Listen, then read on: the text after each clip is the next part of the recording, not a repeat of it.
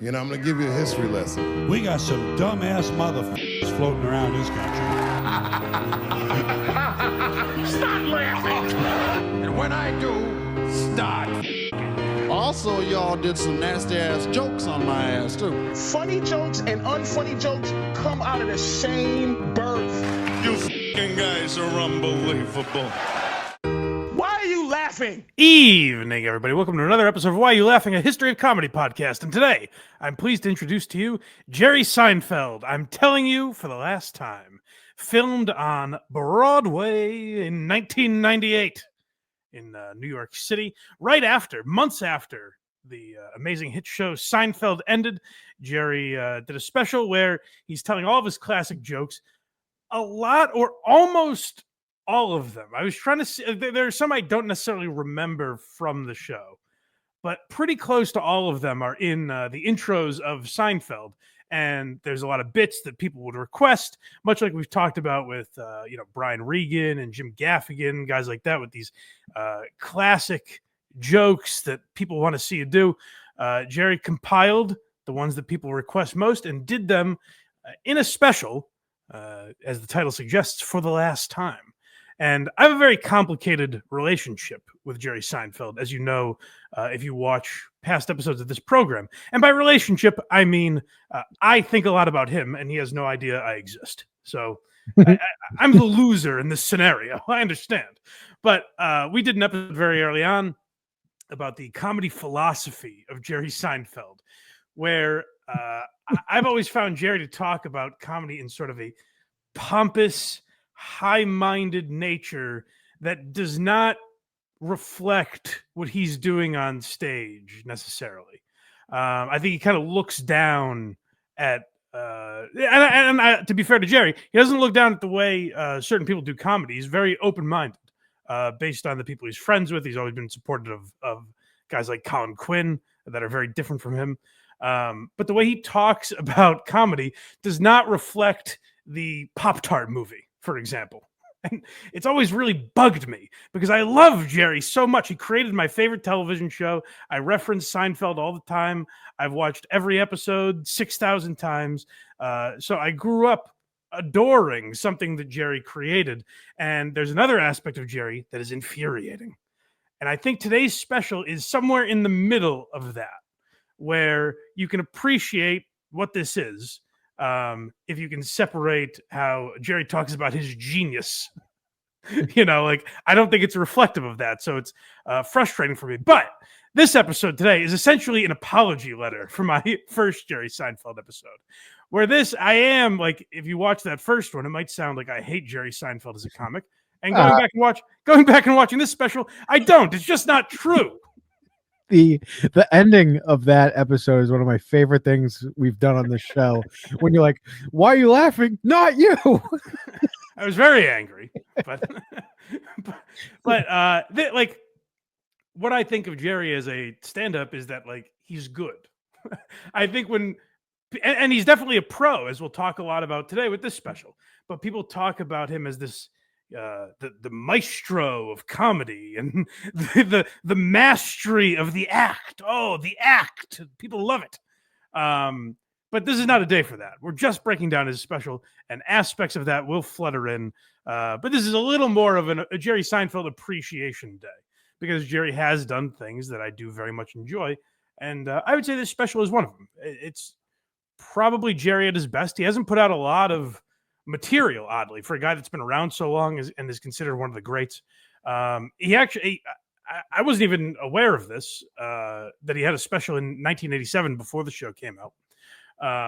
But other than that, he's put out a lot of his old, redone a lot of his old stuff, before Seinfeld or whatever that Netflix special was. Mm-hmm. So he's despite this being for the last time, he's rested on a lot of his old material for the last 25 years. Again, I'm dipping into criticizing Jerry, which I don't want to do. So the best special he ever did was Comedian. Well, as a documentary, yes, that's a great piece of art, essentially. I know it's a documentary, but that is what a lot of comedians point to as something that got them into comedy. I want to do comedian as an episode, as its own separate episode eventually. The problem is I can't find the clips aren't on YouTube, which usually means we'll get taken down if we play. Like if we play anything from Netflix, immediately it's gone.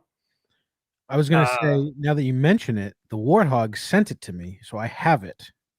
Okay, that's good. All right, that's good hogging by the Warthog. That's good. All right. Yeah, all right. yeah. So that's for a future day. But today we're talking about.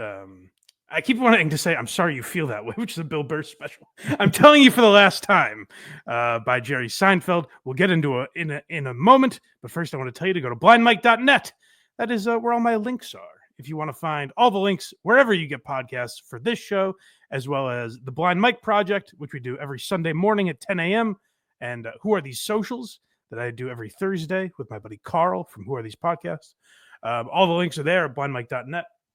You can become a member on Patreon or YouTube. You get these episodes a week early, as well as bonus episodes whenever we get around to doing them, which will be soon again, I hope. But at least you get the early access on Patreon and for YouTube members. So check those out at blindmike.net. We appreciate you guys supporting the show, and let's get into it. So I'm telling you for the last time, starts with a sketch.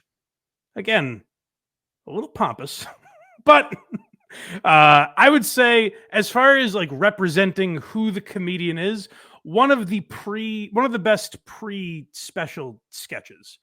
I said this about the sketch before. Is it Delirious or Raw? No, I can't remember. I think it's Delirious. But Eddie Murphy had a good sketch that kind of like showed you who he was as a comic. It reflected him very well. And I think that's true of this sketch from Jerry. So we'll see a little bit of it here with guys like Gary Shandling and George Carlin involved. It's just such a waste. I mean, it all works. Is there any cake?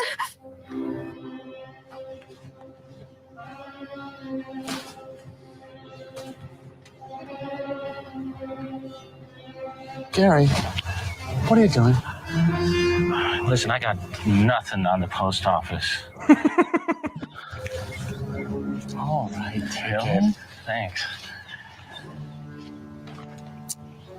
Get out of here. Did you ever see his act? No, not really, man. Did you? Yeah. He was good. But I was full of drugs. Now, we could spend a lot of time on the arrogance of making a sketch where people are literally weeping over the loss of your act. But that's not what we're here to do today.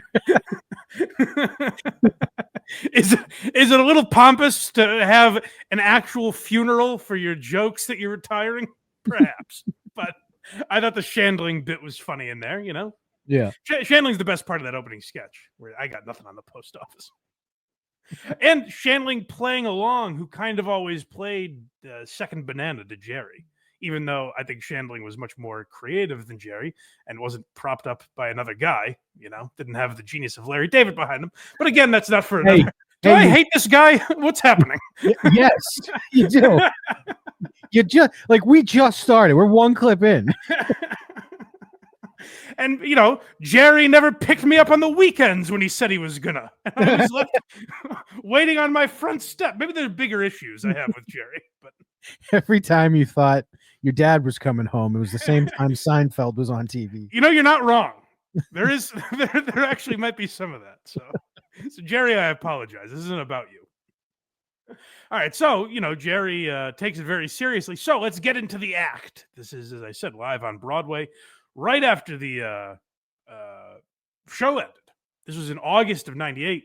The show ended in May of 98. So this is Jerry at his height after he had turned down, I think, like $5 million an episode to keep Seinfeld going. And this is what he wanted to do. He wanted to get back to doing stand-up. And so we'll hear a little bit of what he did. Thank you. Thank you. That was very, very nice. Thank you very much. Thank you. Standing ovation. Now I know there's always a... Excuse me? Perfect start, sure. Thank you. Pause real quick. I know it's I not. was trying to hear this and I couldn't find it anywhere. So maybe I want it to be true. Does that guy yell Baba Booey? I was just gonna say that before you even said that. Yes, he did. Here, I'll It rewind. sounds like it, right? Has that ever been mentioned? I'm sure Stern must have. If that's actually what he's saying, I'm sure Stern fans have talked about that before. But I know if we're correct, then I never heard that before. That's very funny. And they're friends, so he left it in the final cut. Baba Booey. Standing ovation. Now I know there's always a. Excuse me? Perfect start, sure. Thank you. Definitely, right? Yeah. I know it's not easy for an audience to give a standing ovation. There's always a few people that don't really want to do it. I've seen those people, they're always like, "Oh, are we doing this now?"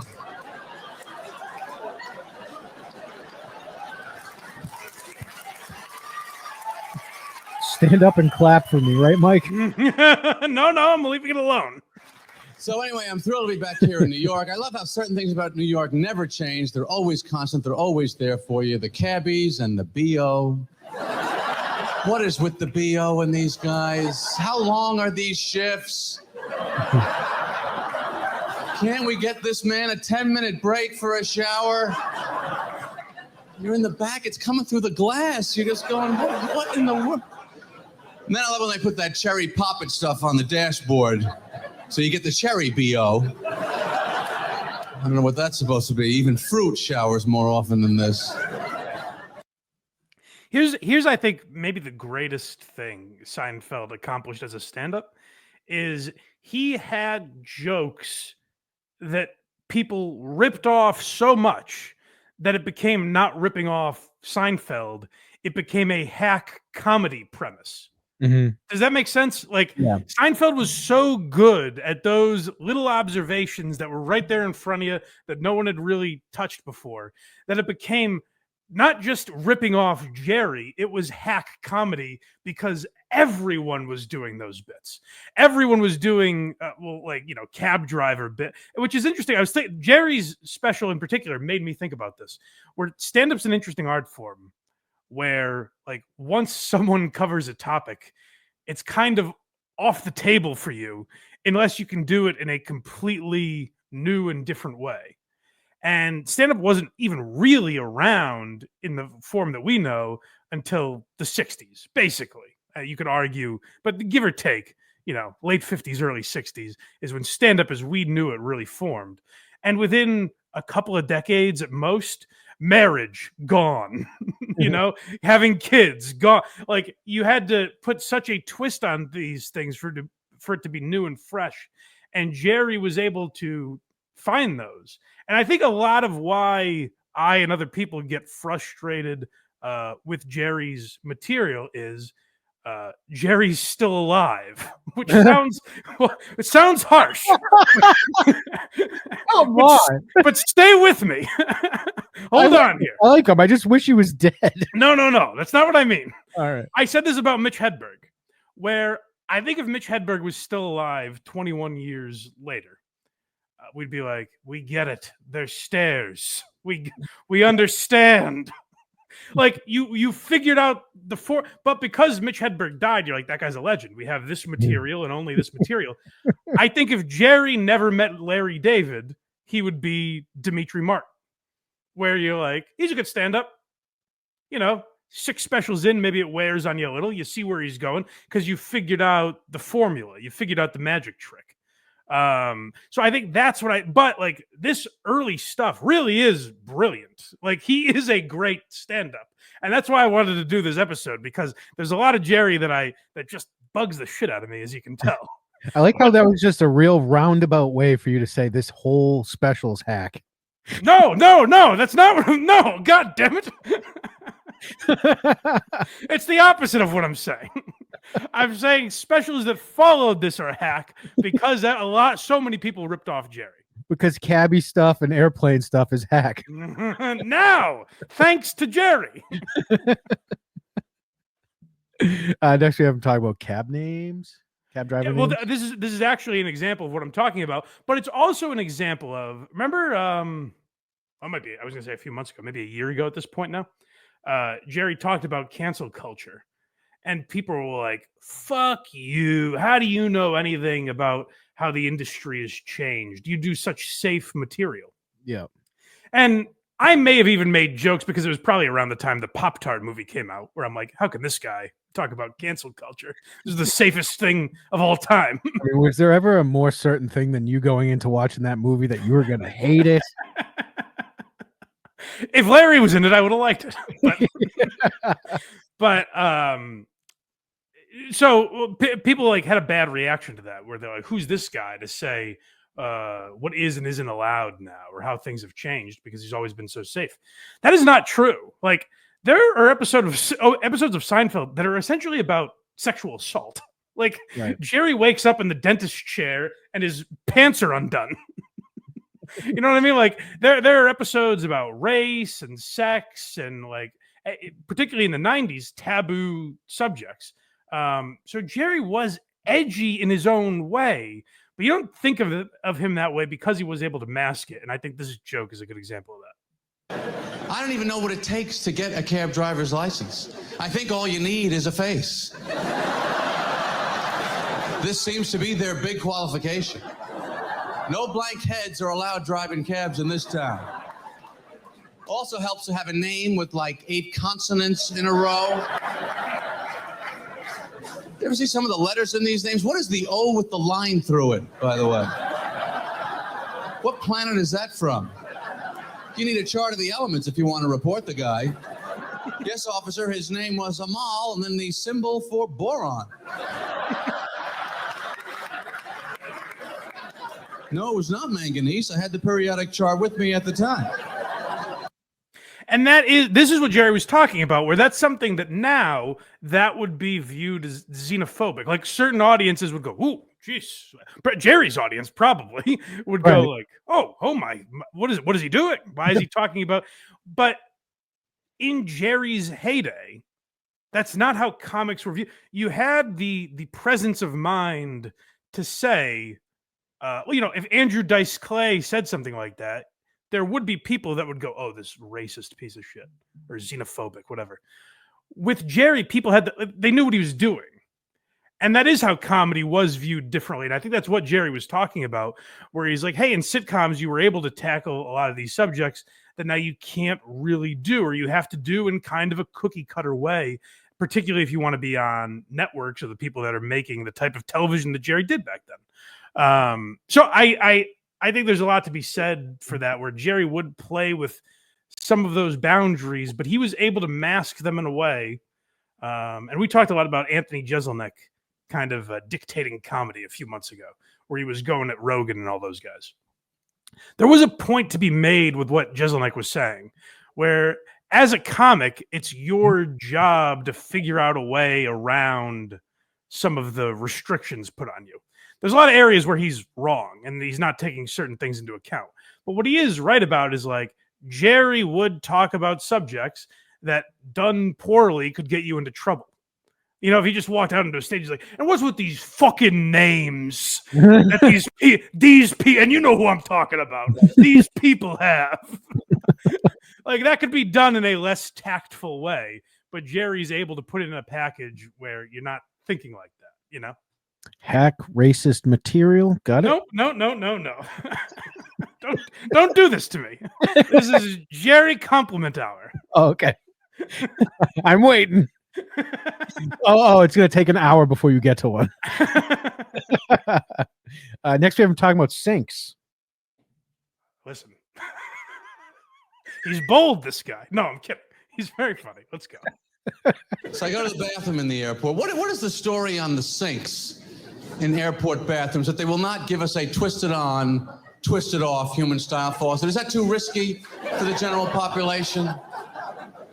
Too dangerous? We better install the one-handed, spring-loaded, pain-in-the-ass Alcatraz style faucets. You know those ones where you gotta go, hey, I got a little water there. Oh, another couple drops. What is it that they think we would do with a faucet? Turn them all on full, run out into the parking lot, laughing, pushing each other into the bushes? Come on, the water's on, let's go. I I turned it on full blast. You idiot, we're businessmen. We're going to miss our plane. Who cares? Water! That's how they think we'll behave.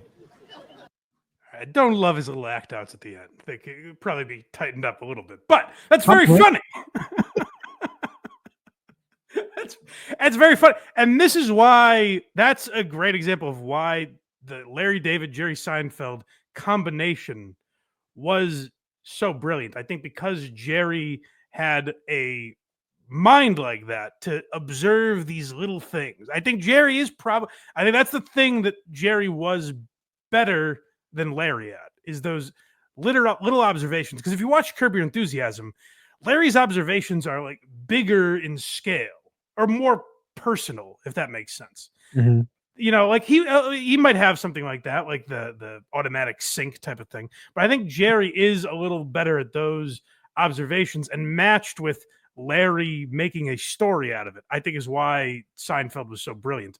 And I think at the very end there, where it's Jerry acting it out, you see why seasons 8 and 9 are a little flimsier. But again, it's very funny. Seinfeld is a coattail rider. No. If you read into these things, sure. Next time I'm talking about old people. Okay, all right. Wonder where this is going to go.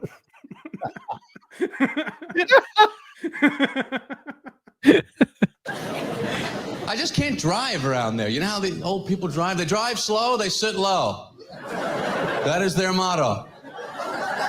State flag of Florida should be just a steering wheel with a hat and 2 knuckles on it.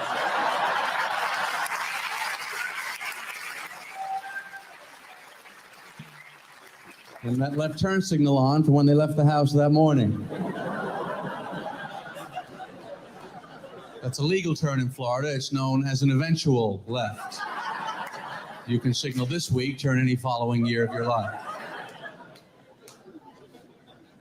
What is that age that old people reach where they decide when they back out of a driveway, they're not looking anymore? You know how they do that? They just go, well, I'm old and I'm coming back.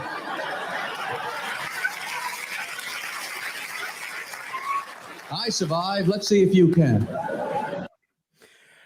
Here's another compliment for the Jermeister. I'm sure. Something I've said John Mulaney, I think, is great at. And there's definitely Seinfeld influence in John Mulaney.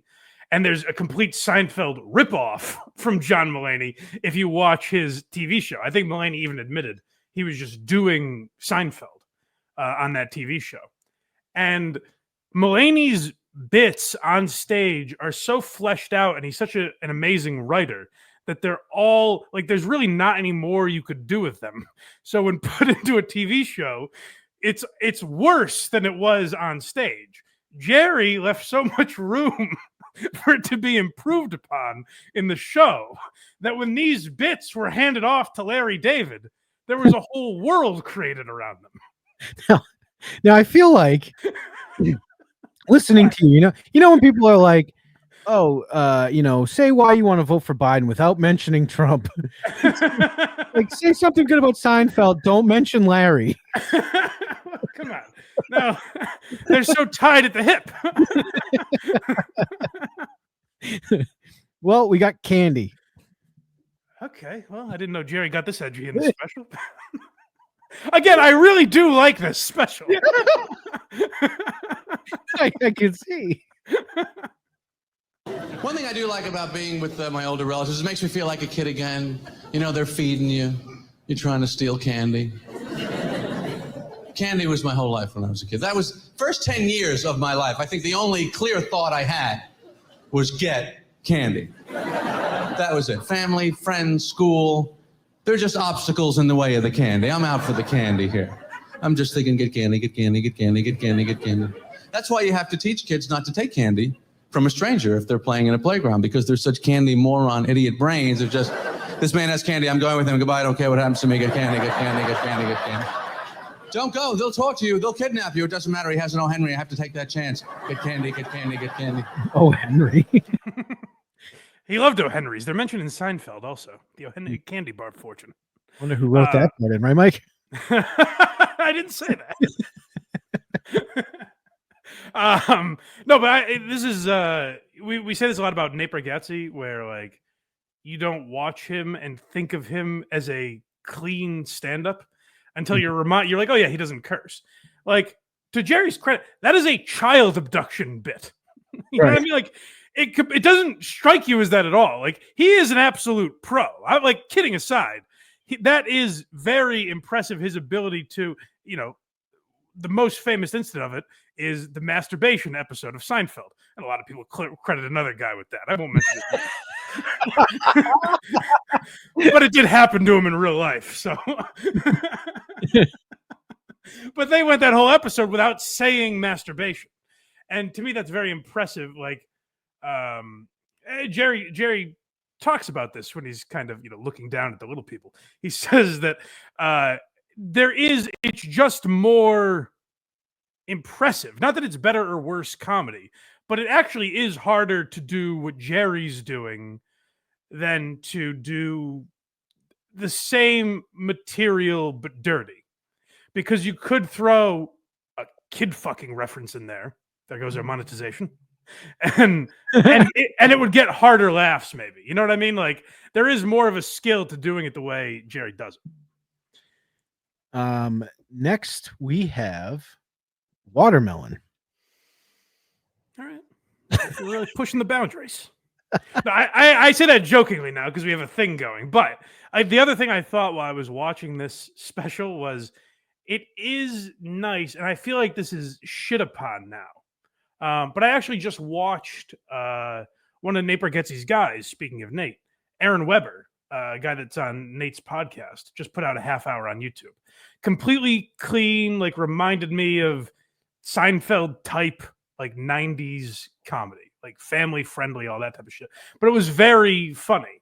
And this is what I'm talking about with Jerry, where so many of these topics were tackled by people trying to be Seinfeld, whether they watched Jerry or they watched the show growing up or whatever.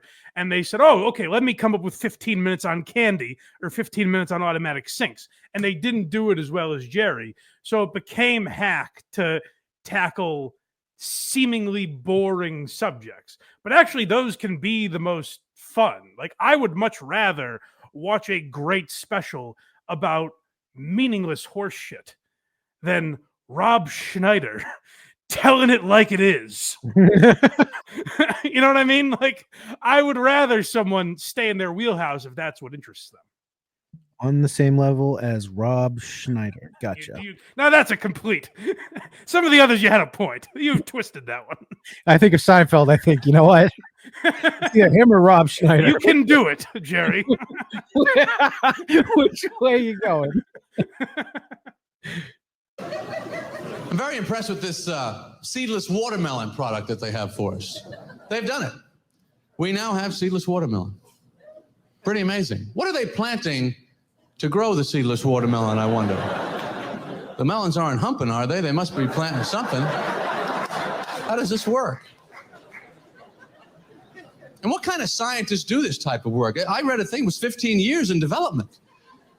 In the laboratories with, gene splicing or whatever they do there, I don't know.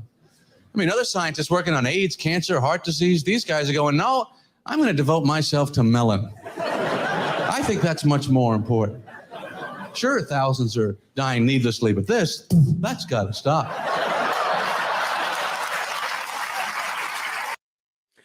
And okay, I think I've finally gotten to what Craig wants here. I think we finally made it. We talk about a lot about the children of other stand-ups, like guys that are, just doing Dave Attell or doing Bill Burr or whoever. And like, this is something Gary Gulman, who's one of my favorite comics, has talked about, where he's like, am I doing anything different than Seinfeld? Or am I just repeating everything Seinfeld did, but worse? And I would say, no, I think Gary Gulman has done it much better. But yes, he is repeating a lot of he's walking on a lot of the same ground that Jerry walked on. Do you see? Yeah, I remember that famous show called Gulman. Right. Yes, yeah. He's so much worse as a stand-up. Yeah. No, but that is like, there are Gaffigan bits like that, where it's the male seahorse has the baby. You know what I mean? Like so many people have done that bit where like, what are these scientists working on? Where it's like Jerry was first to a lot of this stuff. You do have to give him that at the end of the day. Yeah, speaking of Gaffigan, did you see his new special? No, I haven't. I bet it's hilarious. It's just him talking about being skinny now, which Okay, all right. I'll give it a try. yeah. Filmed at the Wilbur. Oh, nice. All right. Next we have him tackling the subject of expiration dates. No, this is fun. Don't say it like that now. I feel like I've got you. I feel like I've bummed you guys out. This is very fun. This is a funny bit. How do they know that that is the definite exact day? You know, they don't say like it's in the vicinity, give or take, roughly. They brand it right into the side of the car and then that's your goddamn day right there. Oh, don't screw with us.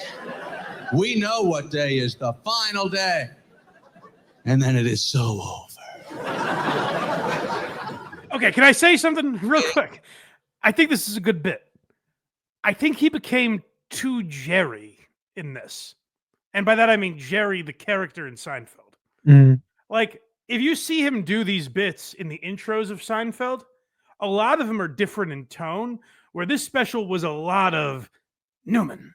Like there was a lot of over the top Jerry. He became kind of the character. I don't know if he thought that's what people wanted to see or whatever it was. But there is you ever seen the Fallon's imitation of Seinfeld on SNL? Where I think it's when Fallon was on Weekend Update and they're both at the Weekend Update desk and Fallon's doing Seinfeld.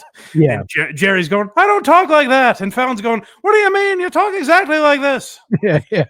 I think Jerry kind of became that impression of himself on stage where he wasn't always that. Yeah, that's probably fair. Yeah. Day scares the hell out of you, doesn't it? His spoon is trembling as it comes out of the bowl. It's after the day. I'm taking a big chance. I smelled it. You smell it. What's it supposed to smell like? It smelled like milk to me. I don't know how they're so definite, though. Maybe the cows tip them off when they're milking them. July 3rd.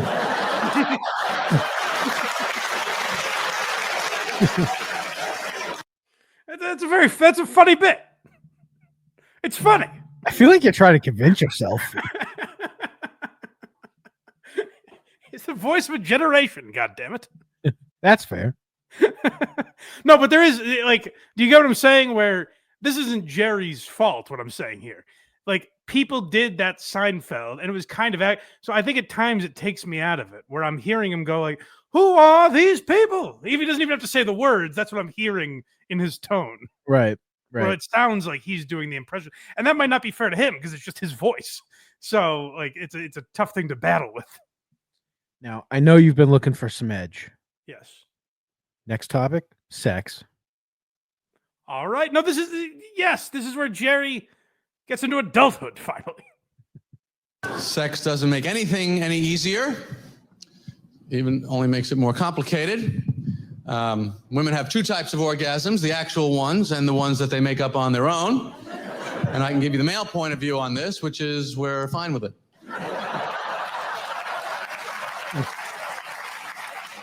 You do whatever the hell it is you got to do.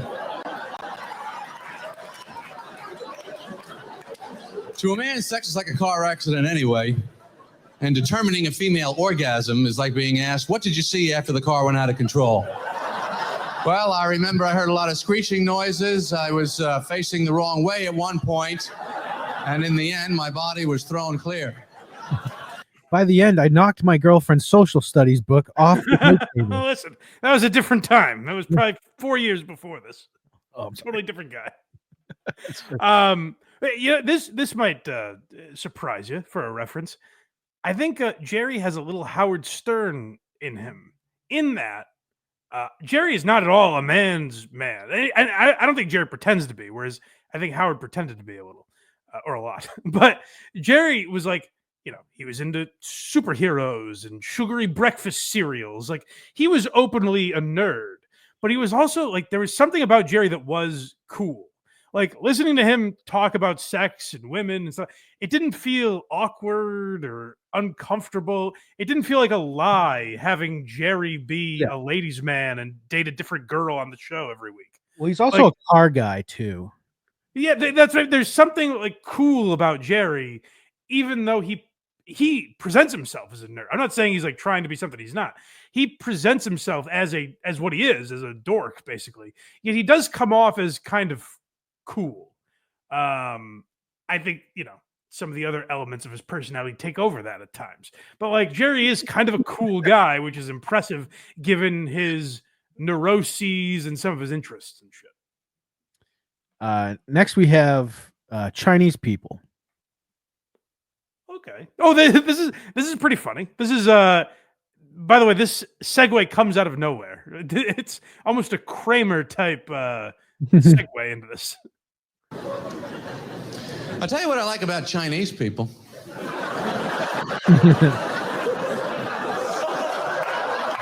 He may have started that segue. They're hanging in there with the chopsticks, aren't they? You know they've seen the fork. They're staying with the sticks. I'm impressed by that. I don't know how they missed it.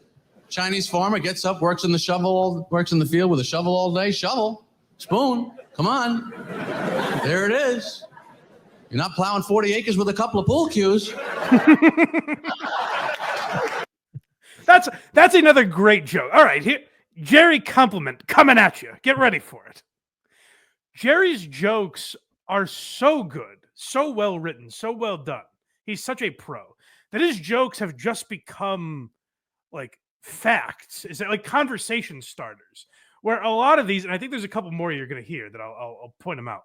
But like they've become more like when you're having a conversation, like that Seinfeld bit about Chinese people. You know what I mean? Like they're such good observations that they've become centerpieces of conversations. They've gone beyond jokes. They've transcended jokes. That's how good the observations are. Well, what would Larry have done with that material? Is what I want. It would have been fantastic. Oh my God. What he and JB Smoove could have done with that is entirely, but we're not here to talk about that today. That's right. We're here to talk about McDonald's. Yes, good. This is another great joke here. And I think Jerry changed the world with this. I think actually a corporation changed what they did because of this joke. And why is McDonald's still counting? This is really insecure, isn't it? 40 jillion, 80 million, zillion, billion, killion, tillion. What is this? Does it mean anything to anyone? 89 billion sold. Okay. I'll have one. I would love to meet the chairman of the board of McDonald's. Just say to him, look, we all get it. You've sold a lot of hamburgers, whatever the hell the number is. Just put up a sign, McDonald's, we're doing very well. I don't need to hear about every goddamn one of them. What is their ultimate goal? To have cows just surrendering voluntarily or something? Showing up at the door, we'd like to turn ourselves in, we see the sign. We realize we have very little chance out there. That's another great joke. I'm not gonna, that's all I can say about it. Another thing about the mystique of Jerry. I remember I watched this special as a kid. I had the DVD, and I remember I was titillated when Jerry said "God damn." I was just going to say that. I was like, "Oh, Jerry, you saucy little minx, you!" On the inside, he was like, "God damn it!" No, I think he likes it. I think I'm being bad right now. He says "hell" and he says "God damn" in this special. Yeah. That's him getting naughty. Now, banging a 16-year-old. But now this, is basically a best of for Jerry. We've got 2 good jokes so far, according to you. That's nice. Yeah. This is the classic joke. This is what I was referring to when I said like Jerry's jokes are so good they become street jokes essentially. Like they're so well done that people repeat them to the point it just becomes like references in conversation. And this is the perfect example of that. I like these somewhat high-risk things, the scuba, I've gone hang gliding, I've gone skydiving. I like a little bit of risk. I don't know, maybe that's why I do this. I saw a thing, actually, a study that said speaking in front of a crowd is considered the #1 fear of the average person. I found that amazing. #2 was death. Death is #2? This means to the average person, if you have to be at a funeral, you would rather be in the casket than doing the eulogy. All right, Mike, let's see what's bad about that. No. I was just going to say that's a joke that's so well written that it feels like it's been around forever. It feels like a street joke where you're like, I need to find who wrote that, but we never will. Jerry wrote some of those. Like, that's massively impressive. Kidding aside, again, my feelings about Jerry aside, a lot of these jokes, it's crazy that he wrote them because they're so ingrained in all of us. That's right. Next, we got him talking about scams. Okay, let's hear it. Can't stop getting ripped off. We're going to get ripped off. We think we're not. We think we're very clever. We think we're going to foil the crooks. You know, we go to the beach, go in the water, put your wallet in the sneaker. Who's going to know? What criminal mind could penetrate this fortress of security? I put it down by the toe. They never look there. They check the heels, they move on. Or you ever move a TV set in the backseat of your car, then you gotta leave the car on the street for a few minutes, so you put a sweater over the TV. It's a couple of sweaters, that's all. One of them is square with an antenna coming out of it. So feeble, the things we come up with to foil crooks. Like the wanted posters at the post office. You're there, you got your package. You're trying to mail something. This guy's wanted in 12 states. Yeah, now what? Okay. You know, I check the guy standing in line behind me. If it's not him, that's pretty much all I can do. Why don't they just hold on to this guy when they're taking his picture? So this is where I want to take some of the blame in my beef with Jerry. Jerry, I'm coming out here. I want to apologize to you because I think that like the wallet and the sneaker joke is so, I remember as a kid going, holy fuck, how does he know my dad does that? You know what I mean? Like, you're mystified by it. Heard some Regan in that joke, by the way. I think there's a lot of Regan or a lot of Jerry in Regan. Yeah.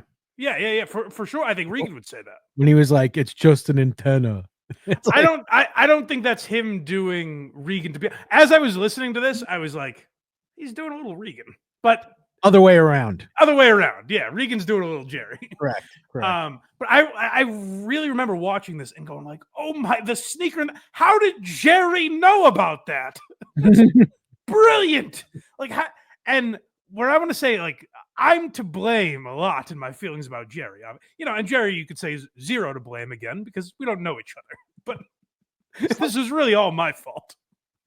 But the part that I want to take blame in is that this goddamn cynicism that people have, and that you need to have, I guess, to do a podcast like this or like the Blind Mike Project, I suppose. But what like program, absolutely Sundays 10 a.m. But like now at age 33, when I hear that joke, my thought is the post office joke. I'm like, well, they probably had priors, and that's a mugshot, Jerry. You dick. You fucking asshole. And that, like, as I was thinking that, I was like, what a goddamn cynical prick I am. Why can't I go back to the kid that was like, the wallet in the shoe? What are you, crazy, Jerry? How did you do that? Are you on vacation with me? Like, I was watching him pull a rabbit out of a hat. I was like, Jerry, get out of town. Show me. How did you do that? Right now. And then this time I'm thinking, Jerry, they have a mugshot, you jerk.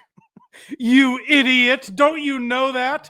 And it's like the wonderment is out. And a lot of that is because people have been stand-up fans for a long enough time now that they do scrutinize this stuff maybe a little more than they did in the 90s when you would just go to a comedy club hope the guy was funny and then go to dinner afterwards. Now you have devoted fan bases where it's like, all right, let's see if this special is as good as the last one, asshole. Wow me. You know what I mean? Like, I do think in a way these dedicated fan bases, I think they've added a lot to comedy. I think most of them are good comedy fans and understand how to behave at shows a lot more than people used to, and think how to consume comedy in a better way than just, random people going and thinking you're supposed to heckle and stuff like that. But I do think it's taken away a lot of the childlike wonderment that people had with it, 20 or 30 years ago. So Jerry, I'm sorry. You know who had childlike wonderment for the next joke was Mike Mitnansky, and this is about horse racing. Oh, good. Shout out Muttstack. I'll tell you one thing the horses definitely do not know. They do not know if you should accidentally trip and break your leg at any point during the race, we blow your brains out. I think they're missing that little tidbit of information. I think if they knew that, you'd see some mighty careful stepping coming down that home stretch. Take it easy, take it easy. You win, I'll place, whatever. The important thing is your health. That's a very good tag. That's just a straight up funny joke. Like, I have nothing more to say about that. Here's the thing about this special. If I didn't have any gripe with Jerry, it would just be a special I looked at and went, that's pretty good. And I think that ultimately is my gripe with Jerry when he talks about being this, like even in Comedian, which is a great documentary, but like when he's smacking his steering wheel and he's like, it's so fucking hard. It's like, Jerry, you're peddling out one-liners here. Let's not make it seem like you're slinging sheetrock in August, It is hard. No, it is very difficult. Like you hate Jerry so much, you're just belittling stand-up as a whole now. It's easy. We're at our closer. Okay, and this isn't my favorite joke on the special, but we always end with the closer, so let's hear it. But I have fully adjusted to the road. I like hotels. I enjoy tiny soap. I pretend that it's normal soap and my muscles are huge.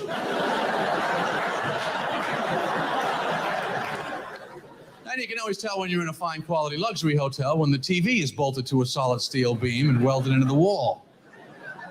Is this a big problem in the hotel business? People coming up to the desk, I'd like to check out.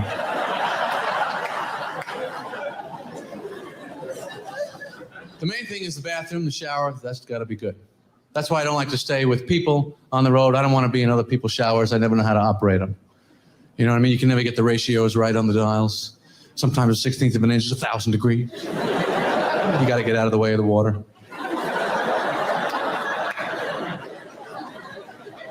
There's always that little hair stuck on the wall, too. And you want to get rid of it, but you don't want to touch it. I don't know how it got up that high in the first place. Maybe it's got a life of its own. So you got to aim the shower head at the hair.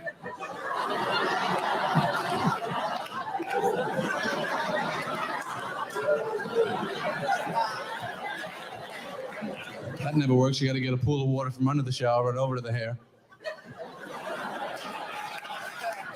Get it down a foot at a time like this. The hair is hanging on.